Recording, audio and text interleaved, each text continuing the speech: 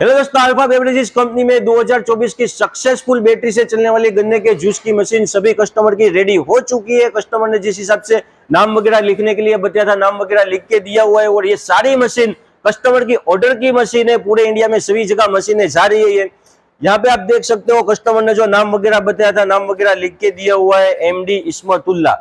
ये मशीन है गुवाहाटी के लिए जा रही है, आसाम के लिए इमरान फ्रेश जूस सेंटर, ये मुजफ्फरपुर बिहार के लिए जा रही है। सिनोज जूस शॉप बिहार के लिए मशीन जा रही है। होशियारपुर पंजाब के लिए मशीन जा रही है। यहाँ पे कस्टमर ने जो बताया था वो लिख के दिया हुआ है, प्रीति गुप्ता, अजय गुप्ता। ये जो मशीन है खड़गपुर वेस्ट बंगाल के लिए जा रही है, अजय कुमार गुरु जूस सेंटर, इसमें भी हमने लिख के दिया हुआ है नाम। लक्ष्मी जूस सेंटर, इसमें भी लिख के दिया हुआ है, सतना MP के लिए जा रही है। अभी के टाइम में सबसे अच्छा चलने वाला बिजनेस है और मशीन पूरी तरह से बैटरी से चलती है। तो आप इस तरह की मशीन खरीदना